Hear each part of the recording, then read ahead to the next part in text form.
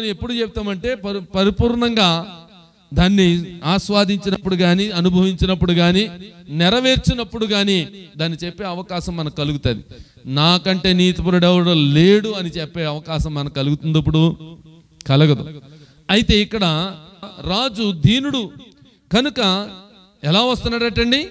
దీన మనసు గలవాడై ఆయన గాడిదను గాడిద పిల్లను ఎక్కి నీ యొద్దకు వస్తా ఉన్నాడు అంటున్నాడు. సియోను నివాసులారా అని అన్నాడు. సియోను అనేటువంటి ఒక పురం ఉంది. అది ఎక్కడుంది అంటే యెరూషలేములో, యెరూషలేం అనబడినటువంటి పట్టణములో సియోను అనేటువంటి ఆ ప్రదేశం ఉంది. రైట్, ఇక్కడ యెరూషలేము అనేటువంటిది ఒకటి ఉంది. ఏంటది? యెరూషలేం అనేటువంటి పట్టణం కూడా ఒకటి ఉంది. యెరూషలేములో ఎందుకని ఆ పట్టణాన్ని ఇక్కడ పెట్టాడంటే, ఆ పట్టణములో ఉన్నటువంటి దేవుని యొక్క మందిరం ఏముందండి? యెరూషలేములో ఏముంది? దేవుని మందిరం ఉంది. యెరూషలేములో దేవుడు ఉన్నాడు. ఎవరున్నారు? యెరూషలేములో ఇంకెవరున్నారంటే దేవుణ్ణి ఆరాధించే వ్యక్తులు ఉన్నారు. చెప్పండి, ఎవరున్నారు? మీకు 3 అంశాలు చెప్పాను. ఒకటి, దేవుని మందిరం ఉంది, దేవుడు ఉన్నాడు, దేవుని ఆరాధించే వారు ఉన్నారు. ఈ 3 వ్యక్తులు కలిగినటువంటి పట్టణం యెరూషలేం. ఇలాంటి యెరూషలేము పట్టణానికి మనలను ఆయన ఏం చేస్తానంటే వారసులు చేస్తానన్నాడు. ఆమేన్, హల్లెలూయా. ఇక్కడ యేసుక్రీస్తు ప్రభు ఏ పట్టణాన్ని ఎన్నుకున్నాడండి? యెరూషలేం అనబడినటువంటి పట్టణాన్ని. ఆ పేపర్లకి ఒకసారి కిందది. ఈ పేపరు ఒకటి మనకు కనబడుతుంది ఇక్కడ. ఈ పేపర్ని ఇలా మధ్యలోకి మడత పెడితే, ఇలా మధ్యలోకి మడత పెడితే సెంటర్ పాయింట్ ఒకటి ఉంటుంది. ఎక్కడది? ఇక్కడ. అవునా కదండి? ఇదేంటిది? Centre point. అలాగే ప్రపంచానికి సెంటర్ పాయింట్ ఒకటి ఉంది, అదే యెరూషలేము. దేవునికి స్తోత్రం చెప్పండి. హల్లెలూయా, హల్లెలూయా. ఈ సెంటర్ పాయింట్ లో ఆయన నివసించగలిగాడు, జన్మించాడు, నివసించాడు. అక్కడే ఆయన త్యాగమయ్యాడు, ఆయనే పునరుత్థానమై లేచాడు. దేవునికి స్తోత్రం. హల్లెలూయా, హల్లెలూయా.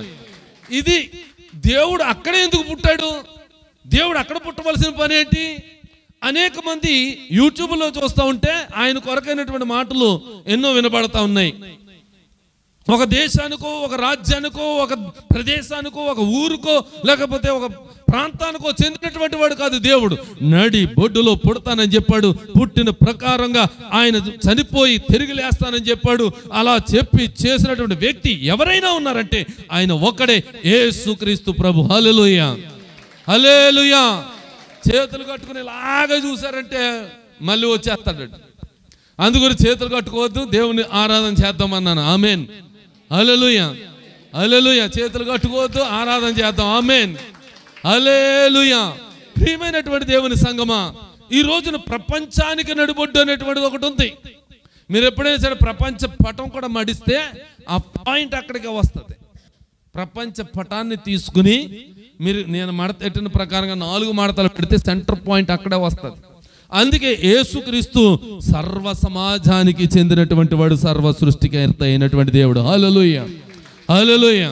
కనుక ప్రియమైనటువంటి దేవుని సంగమా, ఈ రోజున ఇక్కడ మనకు తెలియజేస్తున్నది ఏంటంటే సియోను పట్టణం, సియోను పురము, సియోను యొక్క ప్రాంతము, సియోనులో అన్నాడు. సియోను అంటే సియోను అనబడినటువంటిది యెరూషలేము పట్టణంలో ఉన్నది. ఆ యెరూషలేము నూతన యెరూషలేము అనేటువంటి పరలోక పట్టణం అని గలతీ పత్రికలో చెప్తాడు. నూతన యెరూషలేము పట్టణం అది మనకు తల్లి అయి ఉన్నది అని చెప్తాడు.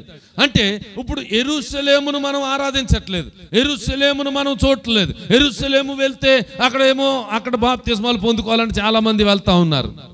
యెరూషలేములో యేసుక్రీస్తు బాప్తిస్మం పొందుకున్నాడు కనుక, యెరూషలేములో యేసు జన్మించాడు కనుక అక్కడ ఆ యొర్దాను నదిలో బాప్తిస్మం పొందుకుంటే నేను రక్షణ అనుభవంలోకి చాలా ఎదరికి వెళ్తానని చాలా మంది వెళ్తున్నారు.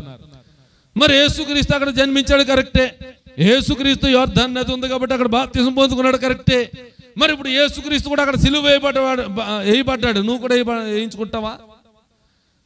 యేసుక్రీస్తు అక్కడే మరణించాడు, నువ్వు మరణిస్తావా? అవకాశం నువ్వు ఇస్తావా? అందుకే దేవుడు ఏమన్నాడంటే, ఒరేయ్ నేను నడిచిన త్రోవలో నువ్వు నడవమని కాదు, ఆయన నడిచిన త్రోవ అంటే వాక్యము. దేవునికి స్తోత్రం చెప్పండి. హల్లెలూయా, హల్లెలూయా. దోమలు కూడా సచ్చిలో లేవయ్యి, ఆ చప్పట్లు దోమలు కూడా చేస్తాయండి. ఆ చప్పట్లకి దోమ కొట్టండి. దేవునికి స్తోత్రం. హల్లెలూయా. అసలు తక్కువ మంది ఉన్నా సరే ఎక్కువ మంది శబ్దం వినబడాలి మనకి. హల్లెలూయా. ఇప్పుడు చూడండి, యెరూషలేము పట్టణములో ఆ సియోన్ అనేటువంటి ఆ ఊరిలో, ఆ గ్రామములో, ఆ ప్రాంతంలో యేసుక్రీస్తు జన్మించాడు. జన్మించినది 30 సంవత్సరాలు ఆయన జీవితాన్ని గడిపాడు. 33.5 సంవత్సరాలు ఆయన జీవితాన్ని గడిపాడు. 33.5 సంవత్సరాలు అయితే 3.5 సంవత్సరాలు ఆయన ఆ వాక్యాన్ని ప్రకటించాడు. ఎన్ని సంవత్సరాలండి? ఎప్పుడైనా సరే గంగ గోవి పాలు గరిటెడైనను చాలు అంటారు మన పద్యాల్లో, అన్నారా లేదా? పెద్దలైనటువంటి వారు గంగ గోవు పాలు గరిటెడైనను చాలు అన్నాడు.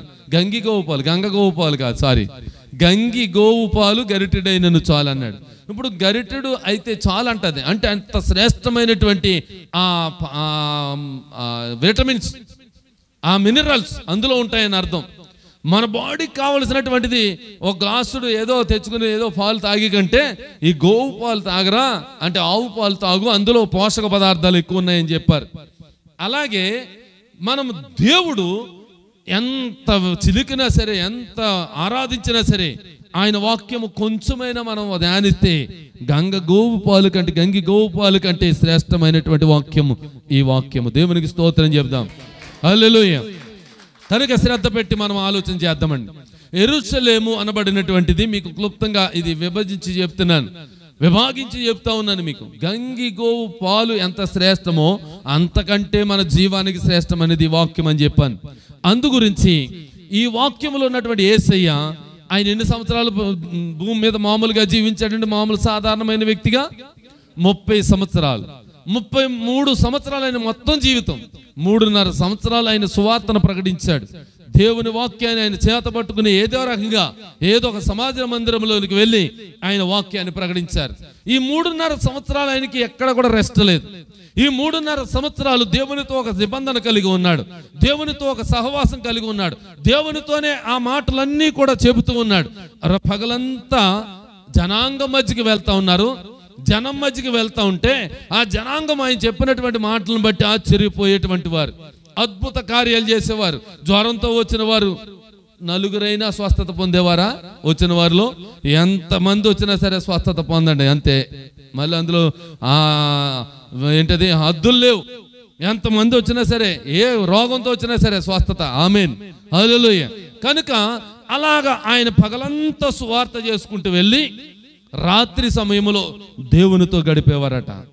రాత్రి సమయంలో దేవునితో గడిపేవారు. మరి మనము ఎవరిని ఆరాధిస్తున్నాం? ప్రభు అయిన యేసుక్రీస్తుని కదా. ప్రభు అయిన యేసుక్రీస్తే తండ్రి యొక్క మనసుని ఎరిగి ఆయన ఆరాధించే వ్యక్తిగా రాత్రిపూట వెళ్ళిపోయి దేవునితో సహవాసం చేస్తూ ఉంటే, మనము రాత్రిపూట వెళ్ళిపోయి ఎవరితో సహవాసం చేస్తున్నాం? ఆయనతో చేస్తున్నామా? ఆయనతో ఉంటున్నామా? ఆయనతో ఉంటే మనము ఆయన ఉపయోగించుకున్నటువంటి వాహనము అవుతాం. హల్లెలూయా. ఇప్పుడు చూడండి, ఇక్కడ గాడిద పిల్లను ఎక్కువ వస్తానన్నాడు.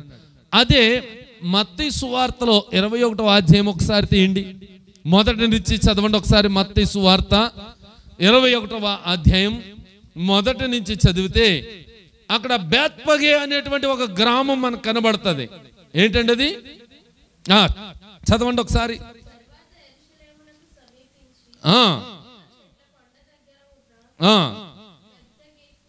బేత్పగేకు వచ్చినప్పుడు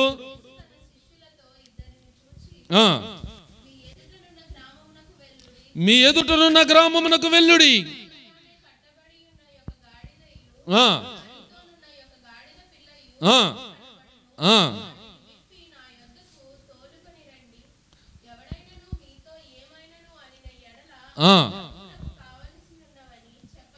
చాలండి. ఈ మాటలు చదువుకున్నారు కదా. ఇందాక మనం చదువుకున్నటువంటి జకర్యా గ్రంథంలో ఉన్నటువంటిది ఏంటి? ప్రవచన వాక్యం. ప్రవక్తలకు దేవుడు చెప్పినటువంటిది వాళ్ళు రాశారు. రాసినటువంటిది మనకి ఒక రూపకాలంకారంగా కనబడతా ఉంది. ఇక్కడ నెరవేర్పు అనేటువంటిది ఈ సువార్తలో కనబడతా ఉంది. ఈ సువార్తలో కదా, మిగతా సువార్తలో కూడా ఉంటాయి.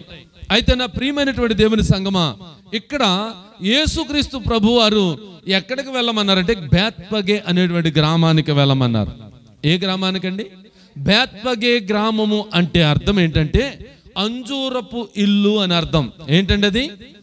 అంజూరపు ఇల్లు, అంజూరాలు కలిగినటువంటి ఇల్లు అని అర్థం. అటువంటి ఇంటికి, అటువంటి గ్రామానికి ఆయన వెళ్ళమని చెప్పారు. అక్కడ గాడిద పిల్ల కూడా కట్టబడి ఉంటాయి, వాటిని తోలుకొని రండి అని చెప్పాడు. విప్పి తోలుకొని రావాలి. ఇక్కడ ఏదైనా మీకు ముందు సంవత్సరం కూడా చెప్పాను, మధ్యలో కూడా కొన్ని మాటలు చెప్తా ఉన్నాను. ఏదైనా ఎవరింటి దగ్గరన్నా కట్టుకుని ఉన్నటువంటి ఆ గాడిద కానీ, మీకు గాడిదలు ఉండవు కాబట్టి గేదెలు ఉండొచ్చు, లేకపోతే ఏదైనా ఆవులు ఉండొచ్చు, ఇంకొకటి ఏదైనా ఉండొచ్చు. దాన్ని విప్పుకొని తీసుకుని వచ్చేస్తా ఉంటే ఆ యజమాని ఊరుకుంటాడా? ఊరుకుంటాడా? మరి ఊరుకుంటాడు అని అంటే అది ఆయనది కాదని అర్థం. ఒకవేళ ఇక్కడ అంటున్నారు, వీళ్ళకి డౌట్ వచ్చింది, మీరు చెప్పండి ఇది ప్రభువుకు కావాలని. ఏమని అన్నాడండి? ఇది ప్రభువుకు కావాలంటే వదిలేసేస్తారా? వదలరు. నా సొత్తు అయితే నేను వదలను, మీ సొత్తు అయితే మీరు వదులుతారా? ప్రభువుకు కావాలని చెప్తే వదిలేస్తారా? ప్రభువుకు కావాలి అని ఎవరైనా ఆనందగారు వచ్చి చెప్పారనుకోండి, ఇప్పుడు జయలక్ష్మి గారి ఇంటికి వెళ్ళి, అమ్మ మీ ఇంటి దగ్గర దూడ ఉంది, లేకపోతే గేదె ఉంది, మేమేమి ఇప్పుకుని వెళ్ళిపోతాం అంటే పాస్టర్ గారు తెమ్మన్నారు, పాస్టర్ గారు కావాలంట అని అంటే ఇచ్చేస్తారా? అమ్మా ఇచ్చేస్తారా? దేవునికి స్తోత్రం, హల్లెలూయా. ఇవ్వకపోయినా ఇచ్చినంత మాట అన్నారు, దేవునికి స్తోత్రం, హల్లెలూయా. సంతోషం వచ్చేసింది నాకు. కానీ నా కోసం ఒకరు త్యాగం చేసి వాళ్ళు ఉన్నారంటే ఇంకేంటి? దేవునికి స్తోత్రం, హల్లెలూయా. ఇక్కడ చూడండి, అలాగ వెళ్ళిన తర్వాత ఆ గాడిదను విప్పుకుని తీసుకుని వచ్చేయాలంట. ఇక్కడ అర్థం ఏంటంటే దానికి ముందు ఒక మాట చెప్పాడు, ఎదుటనున్న గ్రామానికి వెళ్ళండి అన్నాడు. ఏ గ్రామానికి అంటండి? ఎదుటనున్న గ్రామానికి వెళ్ళాలి. మొదటిగా ఒక వస్తువును తీసుకురావాలంటే, ఒక ప్రాణాన్ని తీసుకురావాలంటే, ఒక వ్యక్తిని మనం నడిపించాలంటే ముందు ఎక్కడికి వెళ్ళాలి? మనం గ్రామానికి వెళ్ళాలి, ఎదుటున్న గ్రామానికి వెళ్ళాలి. అంజూరపు ఇల్లు అనేటువంటి ఒక అర్థాన్ని ఇచ్చేటువంటి గ్రామానికి వెళ్ళమని ఇక్కడ చెప్తే, మనము కూడా ఈ లోకంలో ఉన్నాం కదా, ఈ లోకంలో మన ఎదుటున్నటువంటి ప్రదేశాలు ఉన్నాయి కదా, ఆ ప్రదేశాల మధ్యకు వెళ్ళాలని అర్థం. ఇక్కడ వెళితే అక్కడ కట్టబడి ఉన్నటువంటి గాడిదలు మనకు కనబడతా ఉంటాయి. కట్టబడినటువంటి గాడిదలు అంటే మీకు అర్థాన్ని చెప్తాను. కట్టబడి ఉన్నటువంటి గాడిదలు ఎవరంటే, కొన్ని అవసరతలు ఉండి ఇంటిలో ఉండిపోతూ ఉంటారు. దేవుని సంఘం ఉన్నటువంటి సమయంలో దేవుని సన్నిధికి రారు. దేవుని సంఘం రేపైనా వెళ్ళొచ్చులే, వచ్చే వారం వెళ్ళొచ్చులని ఆగిపోతూ ఉంటారు. అటువంటి వ్యక్తులు దేంతో కట్టబడిపోతున్నారంటే కుటుంబ బంధకాల్లో కట్టబడిపోతున్నారు, ఎన్నో దుఃఖాలతో కట్టబడిపోతున్నారు, ఎన్నో వ్యసనాలతో కట్టబడిపోతున్నారు, చుట్టాలు వస్తారు పట్టాలు వస్తారనే బంధుత్వంతో కట్టబడిపోతున్నారు, ఈ బద్ధకంతో కట్టబడిపోతున్నారు. ఇలాంటివన్నీ కూడా మనిషి ఏం చేస్తున్నాడంటే కట్టబడిపోయి ఉంటా ఉన్నాడు. ఈ కట్టబడిపోయి ఉన్నటువంటి ఈ వ్యక్తిని మనం ఏం చేయాలంటే విప్పాలి. వాళ్ళకు ఉన్నటువంటి కట్లని విప్పాలి అంటే ఎలా విప్పగలం మనం? వారికి ఉన్నటువంటి కట్లు మనకు కనబడతాయా? వారికి ఉన్నటువంటి బంధకాలు మనకు కనబడతాయా?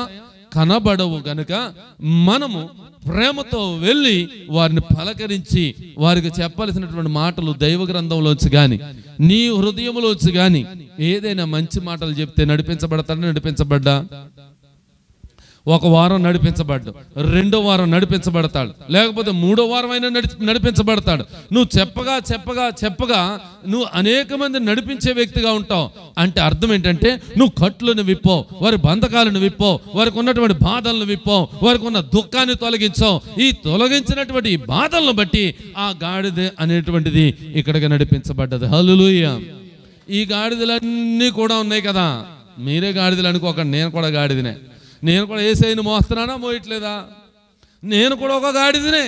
నేను కూడా నా భుజాల మీద ఎట్టుకున్న యేసయ్యను మోస్తా ఉన్నాను. ఇప్పుడు మీకు ప్రకటిస్తున్నట్టు ఈ వాక్య పరిచర్య ద్వారా నా యేసు ప్రభువును మీకు ఏం చేస్తున్నానంటే నా భుజాల మీద ఎత్తుకుని చూపిస్తా ఉన్నాను. ఇది భారం అనుకుంటున్నామా? బరువు అనుకుంటున్నామా? లేకపోతే ఎంతో దుఃఖము వేదన కలుగుతుంది అనుకుంటున్నామా? కాదు, నాకు అది దేవుడిచ్చినటువంటి బాధ్యత అని అనుకుంటున్నాను. దేవునికి స్తోత్రం చెప్దామండి. హల్లెలూయా. ఇది దేవుడిచ్చినటువంటి భాగ్యం. ఆ భాగ్యాన్ని మనం ఏం చేయాలంటే ఆ కట్లు విప్పడానికి ఉపయోగించాలి. ఈ బంధకాల్లో ఉన్నటువంటి వారిని విడిపించాలి. అంటే మొదటగా మనం ఆ గ్రామానికి వెళ్ళాలి. ఎప్పుడైనా మనము దేవుని సువార్త కొరకైనటువంటి అడుగులు వేసామా? ఎప్పుడైనా ఒక ఆత్మను సంపాదించుదాం వెళ్దామని ఎప్పుడైనా ఒక అడుగు వేసామా? ఎప్పుడు వేయలేదు మనం. కారణం ఏంటి అని అంటే దేవుని సంఘములో మనం వాక్యము వినట్లేదు. వాక్యము దేవుని సన్నిధిలో కానీ లేకపోతే మీరు ఒంటరిగా ఉన్నప్పుడు కానీ దేవుని వాక్యాన్ని ధ్యానించట్లేదు. అందుకని మనం అడుగులు వేయలేకపోతున్నాం అంటే కారణం ఏంటంటే మన మనసు దాని మీద నిలపలేకపోతున్నాం. ఎంతసేపు మొబైల్తోనో లేకపోతే ఇంటి దగ్గర ఉన్నటువంటి బిడ్డలతోనో ఇక్కడి నుంచే ఫోన్లతోనే మనం కనెక్ట్లో ఉంటున్నాం కానీ దేవునితో ఒక కనెక్షన్ అనేటువంటిది ఏర్పాటు చేసుకోలేకపోతున్నాం. ఆయనతో నెట్వర్క్లో ఉండలేకపోతున్నాం. ఈ నెట్వర్క్ ఆఫ్ అయిపోతా ఉన్నది. అవునా కదా? ఒక్కరోజు మీ మొబైల్ నెట్వర్క్ ఆగిపోతే మీ పరిస్థితి ఎలా ఉంటుందంటారు? ప్రపంచము తిరగబడిపోయినట్టు, ప్రపంచము మన యొక్క ప్రపంచంలోనే మనము ఇంకా ఏదో కోల్పోయినట్టు అయిపోతాం. ఒక్కరోజు నెట్వర్క్ ఆగిందంటే, మొబైల్ ఎప్పుడైనా కింద పడి పగిలిపోయింది అనుకోండి, సరిగ్గా రావట్లేదు, ఇంకా మీ చేతులు అరిగిపోతాయి, తెగిపోతాయి అవసరమైతే. అయినా సరే దాన్ని ఏదో రకం రాయాలి. అవునే కదా? ప్రయత్నం చేస్తూ ఉంటాం. అలాగా కనెక్షన్ అనేటువంటి దేవునితో పెట్టుకోలేకపోతున్నాం. అందు గురించి నువ్వేం చేయాలంటే, ఒక వాహనముగా మార్చబడాలంటే, దేవుణ్ణి మొయ్యాలి అంటే, దేవుణ్ణి ఎత్తుకోవాలంటే, దేవుణ్ణి నువ్వు భారం అనుకోకుండా బాధ్యతగా తీసుకుని మొయ్యాలంటే నువ్వు మొదటగా గాడిదగా మారాలి. గాడిదగా మారాలి అంటే నీకు కొన్ని కట్లు అనేటువంటి కట్టబడి ఉన్నాయి. ఆ కట్లు విప్పబడాలి. విప్పబడినప్పుడే నువ్వు దేవుని సన్నిధికి రాబడతావు. హల్లెలూయా, హల్లెలూయా. దేవునికి మహిమ కలుగును గాక. నీవు ఏ బంధకాల్లో ఉండిపోయావు? ఎలాంటి బంధకాల్లో ఉండిపోయావంటే లోక సంబంధమైన బంధకాలు కావచ్చు, కుటుంబ సంబంధమైనటువంటి బాధ్యతలు కావచ్చు, లేకపోతే నీకు ఉన్నటువంటి అప్పుల భారము కావచ్చు, ఏ వేదనో దుఃఖమో కావచ్చు, కుమారుడు కొరకైనటువంటి ఆ బాధ నీకు ఉండొచ్చు, కుమార్తె కొరకైనటువంటి వేదన నీకు ఉండొచ్చు. ఇలాంటివన్నిటితో నువ్వు కట్టబడిపోయావు. కట్టబడిపోయిన నీవు, ఉద్యోగ సమస్యల్లో కట్టబడిపోయిన నీవు, ఆర్థిక సమస్యల్లో కట్టబడిపోయిన నీవు విప్పబడాలి అంటే దేవుని వాక్యము చేతనే నువ్వు విప్పబడతావు. హల్లెలూయా. మొదటగా నీ దగ్గరికి పంపబడాలి, నీ వాక్యము పంపబడాలి. వాక్యముతో అనేకమైనటువంటి బిడ్డలు నడిపించబడాలి అంటే సేవకులుగా వెళ్ళాలి, వాక్యం పట్టుకుని వెళ్ళాలి, వాక్యంతో వెళ్ళాలి. దేవుని మాటను తీసుకుని వెళ్ళాడా లేదా? గాడిదను విప్పడానికి వెళ్ళాడా లేదా? వెళ్ళిన వ్యక్తి దేవుని మాట చొప్పున వెళ్ళాడు. హల్లెలూయా. అంటే నీవు కూడా నీలో వాక్యం ఉంటేనే, దేవుని మాట ఉంటేనే ఎదుటి వ్యక్తి దగ్గరికి నువ్వు వెళ్ళగలవు. వెళ్ళి అతని యొక్క బంధకాలను తెంపగలవు, విప్పగలవు. ఇంకా నీకు కొన్ని బంధకాలు ఉండిపోతున్నాయంటే నువ్వెక్కడ వెళ్ళగలుగుతావు ఇంకో గాడిదని విప్పడానికి? నువ్వే కట్టబడిపోతావు ఉన్నాయి కొన్ని బంధకాల్లో. నువ్వే కట్టబడిపోయి నువ్వే దానికి దోషం అయిపోయి ఉండిపోతా ఉంటే నువ్వు ఎలా వెళ్ళగలుగుతావు? ఎదుటి వ్యక్తి గ్రామానికి ఉన్నాడంటే ఆ గ్రామానికి వెళ్ళాలి కదా. ఆ గ్రామానికి వెళ్తేనే కదా నువ్వు ఒక గాడిదని నడిపించగలవు. అందుకే ఈరోజు ఈ మాట ఎందుకు చెప్తున్నాడంటే, గాడిదని విప్పుకొని తీసుకొచ్చారట. తీసుకొచ్చిన తర్వాత ఆయన గాడిద మీద ఆయన కూర్చునే ముందు ఏం చేశారంటే కొత్త బట్టలు వేశారంట. హల్లెలూయా. ఏం చేశారండి? కొత్త బట్ట మనం కొని కిందేమో చీరలు పరిచేశారట. ఖర్జూర మట్టలు వేసి, ఖర్జూర మట్టలు పట్టుకుని వారు ఏం చేస్తే కొమ్మలను నరికి అక్కడ వేసి దాని మీద కొత్త బట్టలు వేసి నడిపేస్తా ఉన్నారంట. నిజానికి గాడిద దేనికి ఉపయోగపడుతుంది? ఎలాంటి బరువు మోస్తుంది? అది ఎవరి దగ్గర ఉంటుంది అసలు ఎక్కువగా? బాగా తెలిసింది మీకు. చాకలవాడు కొత్త బట్టలు వేసుకుని తీసుకెళ్తాడా, పాత బట్టలు వేసుకుని తీసుకెళ్తాడా? ముందు ఉతకాలి కదా. చెరువుకు తీసుకుని వెళ్ళాలంటే వాడు ఏం చేయాలంటే ఉన్నటువంటి ఊళ్ళో అందరూ మాసిపోని అందరు మైలు బట్టలన్నీ తీసుకుని వచ్చి ఓ మూట కట్టి ఆ మూట 2 మూటలుగా చేసి అలా ఆ పక్కన ఈ పక్కనే అలా వేస్తాడు. వేసిన తర్వాత ఆ గాడిద మోసుకుని వెళ్తూ ఉంటుంది. దాని బ్రతుకేంది? బ్రతుకది పాత బట్టలు మోసుకునే బ్రతుకు, పాత మైలు బట్టలు మోసుకునే బ్రతుకు. అటువంటి బ్రతుకు ఇప్పుడు యేసయ్య దగ్గరకు వస్తుల్లోకి, యేసయ్య ఆ గాడిద మీద ఆశీర్వాదం అవ్వడానికి సిద్ధపడుతులోకి ఇప్పుడు ఆ కొత్త బట్ట అనేటువంటిది ఆ గాడిద మీదకి వచ్చేసింది. హల్లెలూయా, హల్లెలూయా, హల్లెలూయా. ఇప్పుడు గాడిద ఎప్పుడు మురికి బట్టలే, ఎప్పుడు పాత బట్టలే, ఎప్పుడు ఆ బరువును మోస్తూ ఉండటమే దాని విధి విధానాలు అయిపోయినాయి. కానీ ఈ వాడి దగ్గర ఉంటులోకి, ఆ చాకల వాడి దగ్గర ఉన్న ఆ జీవితం ఇప్పుడు ఏమైపోయింది? యేసయ్య దగ్గరికి వస్తుల్లోకి నూతన పరచబడిపోయింది. ఓ గాడిద గారు అనేటువంటి పరిస్థితికి వచ్చేసింది. ఇప్పుడు ఏ గాడిద అని పిలిచేటువంటి ఆ గాడిదని ఇప్పుడు ఏమంటారండి? గాడిద గారు. ఎందుకని వచ్చింది ఇంత విలువ? యేసయ్య కూర్చున్నారు కనుక. ఇంత కొత్త బట్టలు ఎందుకని అలంకరించబడ్డాయి? యేసయ్య కూర్చుంటున్నాడు కనుక. అంతే. ఇప్పుడు చూడండి, ఆ చాకలవాడు అనబడుతున్నటువంటిది ఈ లోకం అనుకోండి.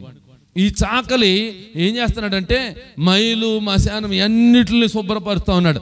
ఈ లోకములో ఒక చాకలవాడు అనేటువంటి వాడు ఉంటే గనక, ఆ చాకలి లోకం అని అనుకుంటే గనక, ఆ లోకములోంచి ఇప్పుడు ఎక్కడికి నడిపించబడాలంటే యేసయ్య చెంతకు నడిపించబడాలి. యేసయ్య చెంతకు నడిపించబడాలి. యేసయ్య చెంతకు నడిపించబడితే అప్పుడు నీకు ఒక గౌరవం పెరుగుతుంది. నీ బ్రతుకుకి, జీవితానికి అర్థం వస్తుంది. నీ బ్రతుకి నూతనమైన తలంపులు వస్తాయి, నూతనమైన కార్యాలు నీలో జరుగుతాయి, నూతనమైనటువంటి బ్రతుకే నీకు ఏర్పడి నిన్ను బట్టి అనేక మంది మార్చబడతారు. హల్లెలూయా, హల్లెలూయా. ఇప్పుడు పాత జీవితం అంతా ఏమైంది? గాడిదికి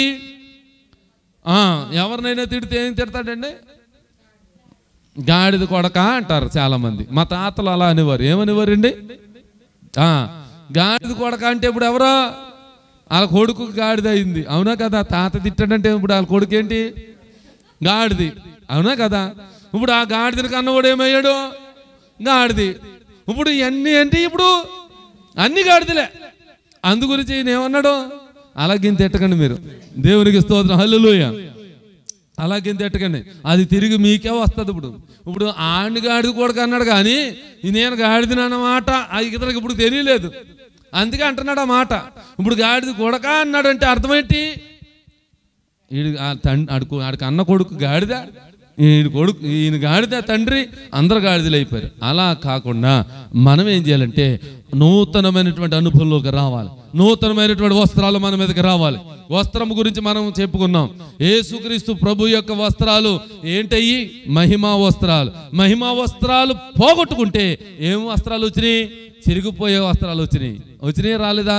గాలేస్తే ఎగిరిపోయే వస్త్రాలు వచ్చినాయి, ఎండొస్తే ఎండిపోయే వస్త్రాలు వచ్చినాయి, కూర్చుంటే చిరిగిపోయే వస్త్రాలు వచ్చినాయి, పడుకుంటే మొత్తం మాయమైపోయే వస్త్రాలే వచ్చినాయి. అలాంటి వస్త్రాలు మనం సంపాదించుకుంటున్నాం, కానీ దేవుడిచ్చిన వస్త్రాన్ని మనం కాపాడుకోలేకపోతున్నాం. నూతనమైన వస్త్రం ఇప్పుడు ఎక్కడ వేయబడ్డది? గాడిద మీద వేయబడ్డది. ఇప్పుడు గాడిదకి ఏమొచ్చింది? గౌరవం వచ్చింది. గాడిదకి ఏం కలగాలి? అసలు భారం అనేటువంటిది కలగాలి. కానీ యేసయ్య వస్తే ఆ గాడిదకి విలువ పెరిగిపోయింది. ఎప్పుడు ఆ తొప్పల్లోనూ, ఆ రాళ్లలోనూ, ఆ మట్టిలోనూ తిరిగేటువంటి గాడిద ఇప్పుడు కొత్త బట్టల మీద నడిచేస్తా ఉంది, నడుస్తూ ఉంది. హల్లెలూయా, స్తోత్రం చెప్తూ దేవునికి మహిమ చెబుదామండి, మహిమ చెల్లించుదామండి, దేవునికి మహిమ చెల్లిస్తూ ఉందామండి. ఎందుకనంటే నీవు నేను ఒక గాడిద అయితే, మన బ్రతుకు ఎప్పుడు మైల జీవితం అయితే, అపరిశుద్ధమైన జీవితం జీవిస్తూ ఉంటే ఇప్పుడు మనం ఏమవ్వాలట? నూతనమైనటువంటి వస్త్రాలు వేసి గౌరవించేటువంటి గాడిదగా మార్చబడాలి. హల్లెలూయా. అలా మార్చబడాలంటే ఇప్పుడు మన మీదకి ఏం రావాలి? ఇప్పుడు యేసయ్య రావాలి. దేవునికి స్తోత్రం చెప్పండి. హల్లెలూయా, హల్లెలూయా, హల్లెలూయా. ప్రియమైనటువంటి దేవుని సంగమా, ఈ రోజున నీవు నేను ఎక్కడున్న గొంగలు అక్కడే ఉండిపోతున్నామండి. ఎక్కడున్న మైలు అక్కడే ఉండిపోతుంది, ఎక్కడున్నటువంటి అపరిశుద్ధత అక్కడే ఉండిపోతుంది, ఎక్కడున్నటువంటి ఆ మట్టి మశానం అక్కడే ఉండిపోతుంది. మనకు ఒక మట్టి అనేటువంటిది అంటుకున్నది అనుకో, మన వస్త్రానికి అంటుకున్నదండి, పర్లేదులే అని దులుపుకుని వెళ్ళిపోయి అలాగే ఉంచుకుంటామా? మాటతో పెట్టుకుని పెట్టుకుంటామా? దాన్ని ఏం చేస్తాం? ఉతుక్కుంటాం. ఆ మాట చూడండి ఒకసారి. ప్రకటన గ్రంథంలో చాలా చక్కగా వివరంగా ఈ మాట తెలియజేస్తున్నాడు. 7వ అధ్యాయము 14వ వచనం. 13 నుంచి చదవండి, బాగుంటది. పెద్దలలో ఒకడు తెల్లని వస్త్రములు ధరించుకొని ఉన్న వీరెవరు అని అడిగినప్పుడు, ఎక్కడి నుంచి వచ్చారు అని అడిగినప్పుడు, అందుకు నేను, అయ్యా నీకే తెలియననగా అతడు ఇలాగు నాతో చెప్పెను, వీరు మహాశ్రమల నుండి వచ్చిన వారు, గొర్రె పిల్ల యొక్క రక్తములో తమ వస్త్రములను ఉతుక్కున్నవారు. వాణి అని చూడండి, ఇప్పుడు తెలుసుకున్నారట. చూడండి ఇప్పుడు ఏం చేసుకున్నారు, వాటిని ఉతుకుకొని తెలుపు చేసుకున్నారు. రక్తం అనేటువంటిది మీకు ఒక బకెట్తో ఇచ్చామనుకోండి, ఆ రక్తము అందులో వస్త్రం పెట్టి ఉతికితే పరిశుద్ధపరచబడుతుందా, తెల్లగా చేయబడుతుందా? ఏ కలర్ వస్తుంది అంటారు? ఎర్రగానే వస్తుంది. ఎవరు ఉతికినా అంతే. కానీ పాస్టర్ గారు ఇప్పుడు దేవుని వాక్యంతోనో లేకపోతే ప్రార్థనలతోనూ ఉంటారు కదా, నాకు కూడా ఇచ్చి అందులో ముంచమన్నా ఏమొస్తుంది? ఎరుపే వస్తుంది. ఈ ఎరుపు అనేటువంటిది వస్త్రము అనేటువంటి వస్త్రానికి తాకితే ఎరుపే అవుతుంది. కానీ యేసుక్రీస్తు వస్త్రము అనేటువంటిది ఒకటి ఉంది, ఆ యేసుక్రీస్తు ఇచ్చినటువంటి రక్తము అనేటువంటిది ఒకటి ఉంది. ఈ వస్త్రము మహిమా వస్త్రంతో మనల్ని కప్పితే ఆయన చింతించబడినటువంటి రక్తం, ఆయన చేత చిందించబడిన, ఆయన హృదయంలోంచి, ఆయన గాయముల్లోంచి, ఆయన దేహంలోంచి చిందించబడినటువంటి రక్తం ఒకటి ఉంది. ఆ రక్తములో ఉతుక్కుని వచ్చారంట ఈ పెద్దలనబడినటువంటి వారు. ఆయన యేసుక్రీస్తు ప్రభు వారు పరలోక పట్టణంలో ఉన్నటువంటి దర్శనము ఎవరికి చూపించాడు? ఇక్కడ యోహానుకి. యోహాను పద్మాసు దీపములు అతడు పరవశుడై ఉండగా, ఆత్మ పరవశుడై ఉన్నప్పుడు ఒక దర్శనం అతను కలిగింది. ఆ దర్శనాన్ని బట్టి ఈ యొక్క గ్రంథాన్ని రాశాడు. ఈ గ్రంథం రాస్తున్నప్పుడు ఆయన ఏం చూడగలిగాడంటే, అక్కడ పరలోకం అనబడినటువంటి ఆ పట్టణాన్ని చూశాడు. సియోను అనబడినటువంటి నూతన యెరూషలేము పట్టణాన్ని చూశాడు. ఈ నూతన యెరూషలేము పట్టణంలో ఏమున్నదంటే ఆయన సింహాసనం ఉంది. ఆయన యొక్క సింహాసనం ఎక్కడుందంటే ఇదిగో చూడండి, ఆయన సింహాసనం ఎలా ఉంది. ఈ సింహాసనం చుట్టూ 24 పెద్దలు అర్ధ చంద్రాకారంలో కూర్చొని ఉంటారంట. ఎంతమంది అండి? అర్ధ చంద్రాకారములో కూర్చుని ఉంటారు. అర్ధ చంద్రాకారం అంటే సగం చంద్రుడు ఎలా ఉంటాడో ఆ ఆకారములో అలా కూర్చుని ఉంటారు 24 పెద్దలు. అందులో వీరందరూ ఒకటి అడుగుతూ ఉన్నాడు అనమాట. ఏమని తెలుసా? అసలు వీళ్ళు ఎక్కడి నుంచి వచ్చారు? వీళ్ళ వస్త్రాలు ఎంత తెల్లగా ఉన్నాయేంటి? ఏంటి ఈ యొక్క పరిస్థితి? ఎలాగ ఎంత తలదల మెరిచిపోతున్నాయని అడిగినప్పుడు అందులో ఒకడు అంటున్నాడు, ఏమని తెలుసా? ఆయన చూడండి, వీరు మహాశ్రమల నుండి వచ్చిన వారంట. ఎక్కడి నుంచి అండి? మహాశ్రమల నుండి వచ్చారట. వారు ఏం చేశారంటే గొర్రె పిల్ల అయినటువంటి యేసుక్రీస్తు యొక్క రక్తములో తమ వస్త్రములు ఉతుక్కున్నారంట. అప్పుడు ఉతుక్కున్నప్పుడు ఏ రంగు వచ్చింది? తెలుపు రంగు వచ్చింది. ఇప్పుడు రక్తము అనబడినటువంటిది ఒకటి ఉంది. అందుకే రక్తాపరాధము అని యెషయా గ్రంథములు అంటాడు. చేతులు అపవిత్రతతో నిండిపోయినాయి, రక్తాపరాధంతో నిండిపోయి ఉన్నాయి. కనుక ఇప్పుడు దాన్ని ఏం చేసుకోవాలి? మనం కడుక్కోమన్నాడు, శుభ్రంగా కడుక్కోమన్నాడు. ఇప్పుడు రక్తం అనబడినటువంటిది కడిగితే అక్కడ ఏం పరచబడుతుంది? పరిశుద్ధపరచబడుతుంది, తెల్లగా మార్చబడుతుంది. అలాగే యేసుక్రీస్తు యొక్క శరీరంలోంచి చిందించబడిన రక్తము ఒక వస్త్రాన్ని ఉతుక్కోవాలంటే మనము ఎక్కడి నుంచి రావాలి? ఇప్పుడు మహాశ్రమల్లోంచి వస్తూ ఉన్నాం. మనం ఏ శ్రమల్లో ఉన్నాం? ఇప్పుడు ఇక్కడ అంతా శ్రమ కలుగుతుందా, సంతోషం కలుగుతుందా? మీరు అనుకుంటున్నారు నేను దుబాయ్లో ఉన్నాను, ఇంత శ్రమ పడిపోతున్నానని. మీ ఇంటికాడ అడగండి, మీ బిడ్డలు ఏం చెప్తారు? మా అమ్మ దుబాయ్లో ఉందా, అది గొప్పగా చెప్పుకుంటారు. తెలుసా మీకు? మీరు ఏదో పెద్ద ఫ్యాన్ కింద ఏసీ కింద కూర్చుని ఉంటున్నారు అన్నట్టుగా చెప్తారు. మీరు చేసే దాసి పని, పాసి పని ఇవన్నీ ఎవరికీ తెలియదు. అవునా కదండి? ఇప్పుడు కొత్తగా వచ్చిన వారు కూడా ఉన్నారు. బాలకృష్ణ గారికి ఇంకా ఉద్యోగం దొరకలేదు, దొరికితే ఏసీ రక్త విజయం. ఇప్పుడు వారి ఇంటికాడ ఏమనుకుంటారో తెలుసా? మా ఆయన దుబాయ్ వెళ్ళిపోయాడండి అలా ఆవిడ చెప్తారు. వాళ్ళ పిల్లలు ఏం చెప్తారంటే మా నాన్నగారు వెళ్ళిపోయారండి అని చెప్తారు. అవునా కదా?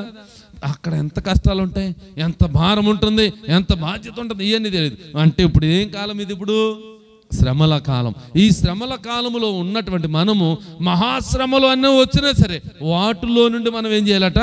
ఆ మహాశ్రమల కాలము నుంచి మనము యేసయ్య రక్తం మన కొరకు చిందించాడు గనుక, ఆ రక్తం మన ముందు ఉన్నది గనుక ఆయన రక్తములో ఉతుక్కుంటే మన జీవితాలు, మన వస్త్రాలు, మన యొక్క బ్రతుకులు తెల్లగా మార్చబడతాయి. అంటే అర్థం ఏంటంటే తెలుపు అంటే పరిశుద్ధత, పరిశుద్ధతలోనికి మార్చబడతాం. ఇప్పుడు మహాశ్రమలు అంటే పాప జీవితం, పాప కలంకమైన జీవితం. దేవుని యొక్క మాటలు విన్నా సరే ఎందుకు పనికి రాకుండా వదిలేసినటువంటి జీవితమై ఆ జీవితంలోంచి ఎక్కడికి వచ్చేసాం? ఇప్పుడు పరిశుద్ధతలోనికి వచ్చేసాం. చెప్పాలి నోటి తెరిచి, ఎక్కడికి వచ్చాము? ఇప్పుడు అందరము దేవుని యొక్క రక్తంలో కడుక్కున్నామా? మన జీవితాలు మార్చబడ్డాయా? మన యొక్క వస్త్రాలు ఉతకబడ్డాయా? ఉతకబడితే ఎలా ఉంటాయి మన వస్త్రాలు? తెల్లగా ఉంటాయి. తెల్లగా ఉన్నాయన్నవారు దేవునికి స్తోత్రం చెప్పండి. నల్లగా ఉన్నాయి అన్నవారు చెప్పండి. చెప్పరు మీరు. ఇంకా ఎటు కానట్టు ఉండిపోయిన వాళ్ళు కూడా ఉన్నారు. ఉతుకోవాలా వద్దా అనే ఆలోచన. ఈ ఆలోచన వద్దు మనకి, ఉతికేసుకోవడమే మనం. ఆమేన్. ఇక్కడ మహాశ్రమలు ఉన్నాయి. ఈ మహాశ్రమల నుండి తప్పించుకోవాలంటే ఎవరు మనల్ని తప్పిస్తారు? ఇక్కడ ఇప్పుడు షేక్ వచ్చి, దుబాయ్ షేక్ వచ్చి, అమ్మా నువ్వు ఇంత కష్టపడుతున్నావు పొద్దు నుంచి, నీకు రెస్ట్ ఇచ్చేసాను, నీకు ఇదిగో బిల్డింగ్ ఇచ్చేస్తున్నాను, నువ్వు శుభ్రంగా 10 మందిని పాలించు అని ఇస్తాడా? ఇదిగో ఈ అల్కూజ్ ఇచ్చేసాను, లేకపోతే బారు దుబాయ్ ఇచ్చేసానని అలా చెప్పగలుగుతాడా? ఎవరు మనల్ని విడిపించరు. నువ్వు ఇంకా వెళ్ళి ఒక అప్లికేషన్ ఎడితే, అయ్యా నా యజమానురాలు ఎంత కష్టపెట్టేస్తున్నాను, ఒక అప్లికేషన్ ఎట్టి ఏమంటాడు? నువ్వు సంతకం పెట్టావా? అగ్రిమెంట్ రాసావా? నువ్వు అన్ని వేయించుకున్నావా అని లేబర్ అప్రూవల్లో ఉంటుంది మీదంతా. మీ హిస్టరీ ఎక్కడ ఉంటుంది? ఇవన్నీ చేసావా అని అడుగుతాడు. చేసావంటే చచ్చినట్టు చేయి అంటాడు. అంతే, రక్తం ఇచ్చి ఏమంటాడండి? అంటే ఈ లోకము నుండి విడిపించేవారు లేరు, ఈ శ్రమల నుండి విడిపించేవారు లేరు, ఈ బ్రతుకు నుండి విడిపించేవారు లేరు, నా జీవితము బాగా మారదని విడిపించేవారే లేరు. ఒకే ఒక్కడున్నాడు, ఆయన నేను ప్రకటిస్తున్నటువంటి యేసుక్రీస్తు ప్రభు. హల్లెలూయా. ఆయన నీ కొరకు నా కొరకు ఈ లోకానికి వచ్చేసాడు. ఆయన నన్ను రక్షించడానికి, నా పాప జీవితాన్ని కడగడానికి, నా కలంకమైన జీవితాన్ని కడగడానికి ఆయన యేసుక్రీస్తు ప్రభువుగా గొర్రె పిల్లగా ఆయన వచ్చి, ఆయన నీ కొరకు నా కొరకు ప్రాణమును అర్పించి తన రక్తాన్ని చిందించి నన్ను పరిశుద్ధపరిచాడైనా ఆ రక్తంలో కడుక్కున్న వారం మనం. అందుకే మనము గొప్పవారంగా ఉంటున్నాం. ఈ లోకంలో ఉన్నవాడు కంటే నాలో ఉన్నవాడు గొప్పవాడని ఒక గొప్ప సాక్షిగా ఆయన సన్నిధికి వచ్చి సాక్ష్యం చెప్తున్నాం. ఇది అందరికీ అయ్యేటువంటి అవకాశం లేదు, అందరూ కడుక్కునే అవకాశం లేదు. పాపముతో ఉన్నవారు, పాపమును ప్రేమిస్తున్నవారు, చీకటిలో ఉన్నవారు, చీకటి కలంకమైన జీవితం జీవిస్తున్నవారు ఆయన రక్తము వైపుగా రాలేరు. కానీ ఈరోజు నీవు నేను వచ్చామంటే ఇది దేవుని యొక్క గొర్రె పిల్ల యొక్క రక్తము మనల్ని పరిశుద్ధపరుస్తుందని తెలుసుకున్నాం కనుక. హల్లెలూయా, హల్లెలూయా. ప్రియమైనటువంటి దేవుని సంగమా, ఇప్పుడు గాడిద విప్పబడాలి. గాడిద విప్పబడాలంటే ఎక్కడి నుంచి విప్పబడాలి? మహాశ్రమల నుండి విప్పబడాలి. మహాపాతకం అనబడినటువంటి ఈ పరిస్థితుల నుండి విప్పబడాలి. మహాపాపలోకం అనబడినటువంటి ఈ పాప జీవితం నుంచి విడిపించబడాలి. ఈ కట్లు విప్పబడాలంటే వాక్యమే ఆధారం మనకి. ఈ వాక్యమే ఆధారం మనకి. వాక్యము ద్వారా మన కట్లు విప్పబడతాయి. ఈ వాక్యము నమ్మా మనం దేవుని సన్నిధికి మనం ఆయన ఉన్నాడని వచ్చాము, లేకపోతే లోకంలో చెప్పిన వాటిని గురించా? దేని గురించి వచ్చాం మనం? ఆయన ఉన్నాడని దేవుని వాక్యం ప్రకటించింది కనుక, ఆయన ఉన్నాడని దేవుని వాక్యం చెప్పింది కనుక, లేఖనాలు అలా జరిగాయి కనుక, ప్రవక్తలు చెప్పి ఏనాడో చెబితే, 1000 సంవత్సరాల క్రితం చెబితే ఈ రోజు నెరవేర్పనేటువంటిది కలిగింది కనుక, అందుకే ఆయన ఈ విశ్వమంతటిలో సత్పురుషుడుగా, ఏకైక పురుషుడుగా ఉన్నటువంటి యేసుక్రీస్తుని నిర్ధారణ చేయబడ్డది కనుక, శాస్త్రీయంగా నిరూపించబడ్డది కనుక ఆయన దేవుడని నమ్మాం. హల్లెలూయా. ఆయన నమ్మము అంటే మనం ఆయన విడిచిపెట్టొచ్చా? విడిచిపెట్టకూడదు. అంటే మొట్టమొదటిగా ఇంకా చాలా మంది విడిపించబడినటువంటి వారు ఉన్నారండి. చాలా మంది విడిపించబడినటువంటి వారు ఉన్నారు. విడిపించబడినటువంటి వారు ఇప్పుడు విడిపించబడాలంటే ఎవరు వెళ్ళాలి అక్కడికి? దేవుని మాట ఎవరికి చెబితే ఆ మాట పట్టుకుని వెళ్ళాలంతే. ఏదైనా సరే దేవుని సన్నిధికి వెళ్తున్నప్పుడు మన ప్రవర్తన జాగ్రత్తగా చూసుకోవాలి. అలా జాగ్రత్తగా చూసుకున్న ఆ పరిస్థితి ఎవరు గమనిస్తారు? ఇప్పుడు మన ప్రవర్తన ఎవరు గమనిస్తారు? ఎక్కడ ఉన్న వాళ్ళు గమనిస్తారు? ముందుగా నా ఇంట్లో ఉన్న వాళ్ళు గమనిస్తారు, అది వేరే విషయం. పక్కన ఉన్నవారు కూడా గమనిస్తారా? గమనించరా? నువ్వు నడుస్తూ ఉన్నప్పుడు గమనిస్తారా? గమనించరా? నువ్వు ఎలా వస్తున్నావో, ఊపుకుంటా వస్తున్నావో లేకపోతే తిప్పుకుంటా వస్తున్నావో, నువ్వు ఇవన్నీ గమనిస్తారా? గమనించరా? చెప్పాలా? తప్పకుండా గమనిస్తారు, తప్పకుండా గమనిస్తారు. ఈ గమనించినటువంటి నిన్ను బట్టి ఎదుటి వ్యక్తి నడిపించబడతాడు. వాడికి ఉన్న బంధకాలు వెప్పబడిపోతాయి. హల్లెలూయా, హల్లెలూయా.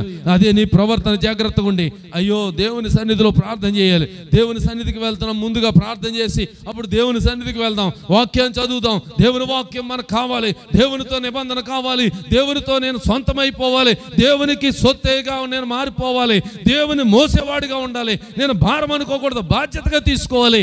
ఈ భారం భారాన్ని ఏమైనా సరే, నాకు నొప్పులు పుడుతున్నా, కాళ్ళు బాధలు వస్తున్నా, బరువు వీపు మీద ఉన్నా, నా భుజాలు నొప్పి పుడుతున్నా, నేను భారాన్ని మోసుకోవాలి అని దేవుణ్ణి మోసుకుని వెళ్ళేటువంటి పరిస్థితి మనం కలిగి ఉంటే, అటువంటి ప్రవర్తన మనం కలిగి ఉంటే ఎదుటి వ్యక్తి యొక్క బంధకాలు తెంపబడతాయి.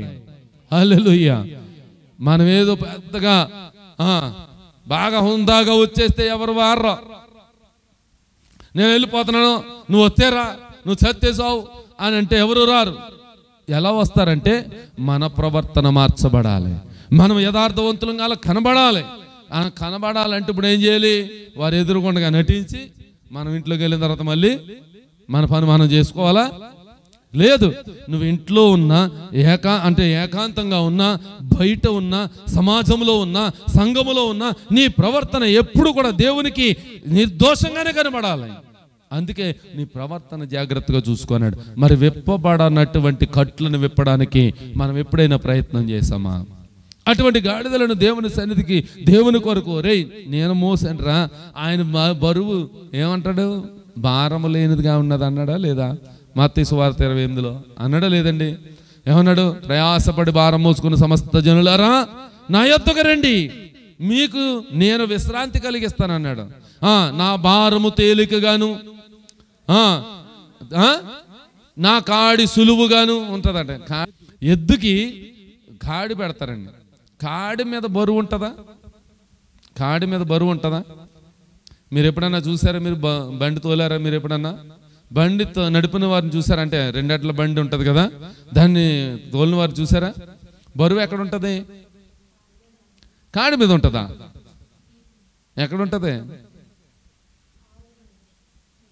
మీరు అందరూ అదే రేపు బండి మీద ఉంటుంది.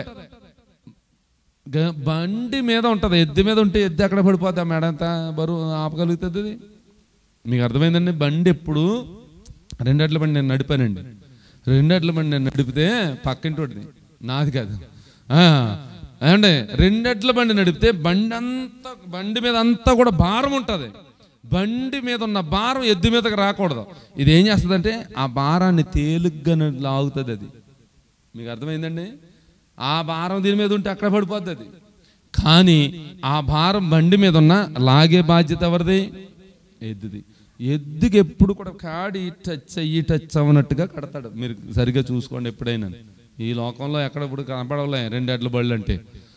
ఇప్పుడు అన్ని ట్రాక్టర్లో ఇంకా చాలా చాలా పరికరాలు వచ్చేసినాయి కనుక ఇది ఏం చేస్తుందంటే అది నడుస్తూ ఉంటే కూడా కాడి పైకి లేస్తూ ఉంటుంది. తెలుసా మీకు? కాడి పైకి లేస్తూ ఉంటుంది, భారం లాగుతూ ఉంటుంది. లాగుతున్నప్పుడు ఎప్పుడు నేను లాగాలా, ఎప్పుడు నేనే చేయాలా అని అనుకుంటుంది అది. నా పడుకుని హాయిగా నిద్రపోతాడు పైన, అంతే. అది తీసుకెళ్లాల్సింది గమ్యాన్ని తీసుకెళ్ళిపోద్ది. ఏసు రక్త విజయం. హల్లెలూయా. నేను కూడా బండి మీద వెళ్తా ఉంటాను, నా కారు మీద వెళ్తా ఉంటాను కదా. పాస్టర్ గారు అంటారు, మర్చిపోయారా దారి అంటారు. ఇది 2 అట్ల బండిది. మళ్ళీ ఆవిడేమంటుందంటే, మీరు ఎప్పుడు ఇంటికి వెళ్ళిపోతారు, మీరు ఎప్పుడు ఆఫీస్కి వెళ్ళిపోతారు, మీరు ఆ బండి అలాగే వెళ్ళిపోతూ ఉంటుంది. 2 నడుపుతూ ఉంటే మధ్యలో ఉన్న వాళ్ళు ఈ మాటల్లో మర్చిపోతూ ఉంటాం. అలాగా 2 అట్ల బండి ఎలా లాగుతుందో ఆ భారాన్ని నేను యేసయ్యను లాగాలి. ఆ భారము నా మీద ఉండాలి. నా భారము అనేటువంటిది ఆయన ఏం చేస్తున్నాడు? తేలికగా చేస్తూ ఉన్నాడు, నా కాడిని సులువుగా చేస్తూ ఉన్నాడు అని ఇక్కడ చెప్తూ ఉంటే మనము ఆ భారాన్ని మోసుకుని మనమే వెళ్తున్నాం. నా ఏడుపేదో నేను ఏడుతానులే, నా బరువేదో నేనే ఎత్తుకుంటానులే అని మనం ఉంటున్నాం తప్ప మన భారాన్ని ఆయన మీద వేయలేకపోతున్నాం. కీర్తనలు 55:22. కీర్తనలు 55:22. నీ భారము యెహోవా మీద మోపుము,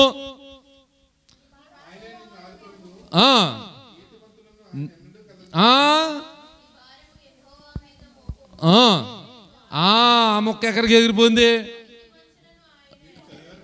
నీ భారము యెహోవా మీద మోపుము, ఆయనే నిన్ను ఆదుకొనును. ఎవరు ఆదుకుంటారంట? ఎవరి మీద మోపాలి ఇప్పుడు? నీ భారం ఎప్పుడైనా యెహోవా మీద వేసావా?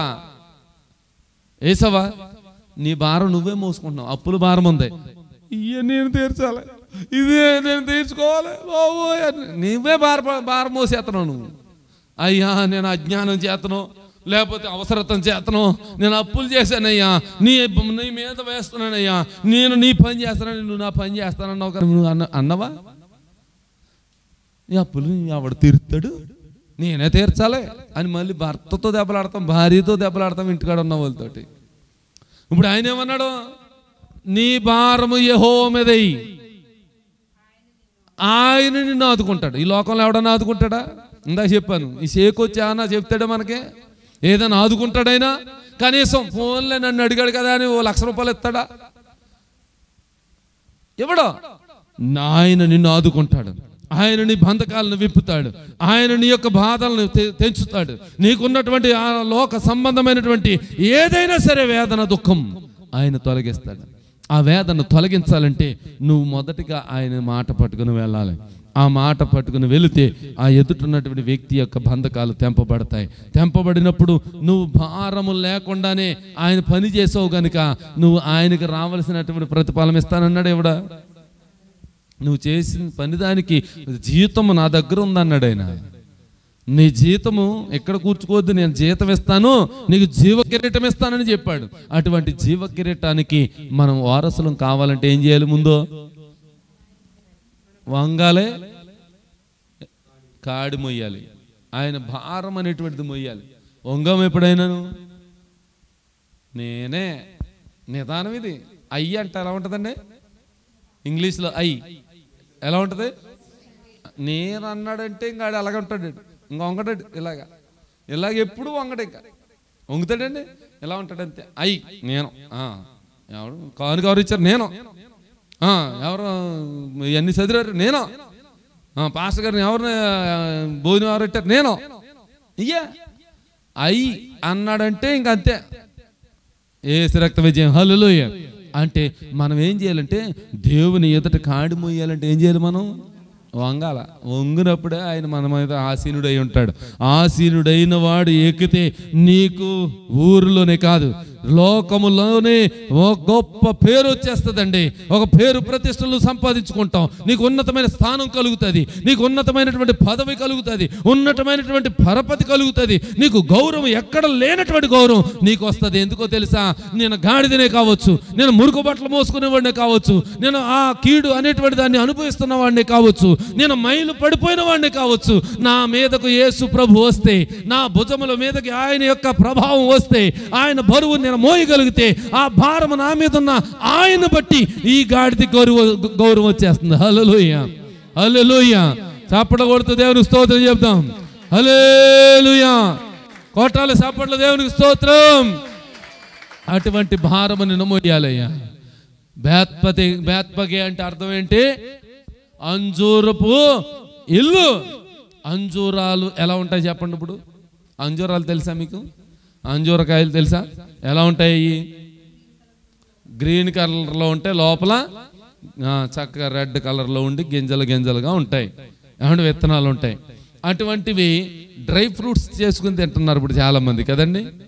డ్రై ఫ్రూట్స్ చేసుకుని తింటున్నారు, చాలా విటమిన్స్ అవి ఉంటాయంట. మీరు కూడా తినండి. అంజూరపు ఇల్లుగా మార్చబడాలంట. నువ్వు అంజూరపు కాయలు తినేదంట కాదు, నువ్వే అంజూరం అయిపోవాలి. అంజూరపు ఆకులు, అంజూరపు చెట్లు మనం ఆశ్రయిస్తున్నాం. ఇప్పుడు ఇదేం మొక్కండి? ఇది ఏంటండి? ఇది ఖర్జూరపు మట్ట. ఏంటండి ఇది? ఖర్జూరపు మట్ట. ఈ మట్టకి ఏం అలంకరించారు చూడండి, పువ్వులు పెట్టారు. ఆ రోజు ఎట్టారో లేదు తెలీదు, వీళ్ళకి ఇస్తే ఏదైనా పెడతారు, దీనికి ఏదైనా పెడతారండి. అందంగా కనబడుతుందండి, మల్లెపూలు పెడతారు దీనికి, అవునా కదా? మల్లెపూలు పెడతారు, శామంతి పూలు పెడతారు, ఇట్టారు, ఇంకా ఏ రకరకాలు ఉన్నాయి. ఈ మట్ట పట్టుకుని వారు ఏం చేశారంట? యెహోవా హోసన్నా జయము జయము అన్నారంట. ఇప్పుడు ఎవరికి జయము? యేసయ్యకు జయము. ఇప్పుడు యేసయ్యకు జయము అంటే యేసయ్యకా జయము, మనకా జయం కావాలి? ఇప్పుడు మనకు కావాలా జయం, ఆయనకు కావాలా? లాస్ట్లో ప్రార్థన చేసినప్పుడు యేసు రక్తమే జయం, సిలువ రక్తమే జయం, యేసు నామమునకే జయము కలుగును గాక అంటాం, అవునా? యేసు నామానికి జయం కలగాలి, యేసు నామములో జయం కలగాలి ఇప్పుడు మనకి. ఆమేన్. ఆయన నామములో, నేను ఎప్పుడైనా ప్రార్థన చేస్తే మీరు విన్నారో లేదో, యేసు నామములో జయము కలుగును గాక అంటాం మనం, అవునా కదా? అంటే యేసు నామములో. ఇప్పుడు చూడండి, ఖర్జూర మట్టలు కానీ ఈ అంజూరపు మట్టలు కానీ ఏదైనా ఉందా? ఏమీ లేదు. ఆ రోజున వారు ఆ మట్టలట్టుకుని వాళ్ళకి చేయాలనిపించింది చేశారు. ఈ రోజున కూడా నువ్వు మాట్లాడుకుని చేస్తావా? ఈ రోజు కూడా నువ్వు ఇక్కడే ఉండిపోతావా? నువ్వు మోసే గాడిదవ్వా? నువ్వు గాడిద మోసే గాడిద అవుతావు ఇప్పుడు, కొమ్మ అవ్వవు ఇప్పుడు. మళ్ళీ దీన్ని గుచ్చి చాలామంది ఏం చేస్తారంటే మన ఊర్లలో దీన్ని పొడి చేసి రోజు నీటిలో వేసి తాగుతారంట. మీకు అర్థమైందండి? దీన్ని పొడి చేసి కాల్చి పొడి చేసి నీటిలో వేసి తాగుతారంట. అలాంటి దరిద్ర పనికి మీరు చేయకండి. అర్థమైందండి? దీనిలో ఏ ప్రభావం లేదు. యేసుక్రీస్తు ప్రవక్తల్లో ఉన్నటువంటి వారు, దేవుని అపోస్తులు ఏం చెప్పారంటే, ఒరే ఎవరి దగ్గర రోగి దగ్గరికి వెళ్తే స్వస్థపరచబడాలంటే నూనె రాసి ప్రార్థన చేయన్నారు. ఇప్పుడు నూనె రాసిన బుడ్డి ఎట్టుకుని దాన్ని పూజిస్తున్నారు. నూనె ప్రార్థన చేసిన నూనెని, ఇది ప్రార్థన నూనె అండి. ప్రార్థన ఏం ప్రార్థన నూనె ఉంటుంది అక్కడ? నూనె రాసి చేయమన్నాడు. అది ప్రార్థన నూనె ఏమి ప్రత్యేకించి ఉండదా? నూనెకు ప్రార్థన చేసి అప్పుడు రాయమన్నాడా? నూనె రాసి ప్రార్థన చేయమన్నాడు అంతే. ప్రార్థన నూనెలో ఏముండదు. ఏముంటది? నువ్వు నూనె రాసి ప్రార్థన చేస్తే అభిషేకం దిగుతుంది, ఆశీర్వాదం దిగుతుంది, ఆరోగ్యం దిగుతుంది అంతే. వీటిలో ఏముండదు. ఈ మాట్లాడుకుని తిరుగుతూ ఉన్నారు, చాలా సంతోషం. పోన్లో అప్పుడన్నా దేవుడిని హోసన్నా చేయమని అంటున్నారు మీరు. దాన్ని బట్టేనే నేను దేవుణ్ణి మహింపరుస్తున్నాను. కానీ ఈ మట్టలో ఏది ఉండదో మట్టలను తయారు చేసిన దేవునిలో ఉంటుంది. హల్లెలూయా. ఈ గాడిదలో ఏముండదో గాడిదని తయారు చేసిన దేవుళ్ళలో ఉంటుంది. హల్లెలూయా. ఈ గాడిదలో ఉన్నటువంటి గౌరవం ఏమీ కాదు, నా యేసయ్య గౌరవాన్ని బట్టి గాడిద గౌరవం వచ్చింది. యేసయ్య. హల్లెలూయా, హల్లెలూయా. ఇప్పుడు చూడండి, మట్టి మీద నడిచే నన్ను, లేకపోతే గోతుల్లో గొప్పుల్లో నడిచే నన్ను, తుప్పల్లో నడిచే నన్ను, ఏదైనా గాళ్ళు గుచ్చుకుపోయేటువంటి సీస పెంకుల్లో నడిచే నన్ను ఆయన ఎక్కడ నడిచే వాళ్ళ చేశాడంటే నూతనమైనటువంటి వస్త్రముల మీద నడిచేవాడిగా చేశాడు. హల్లెలూయా.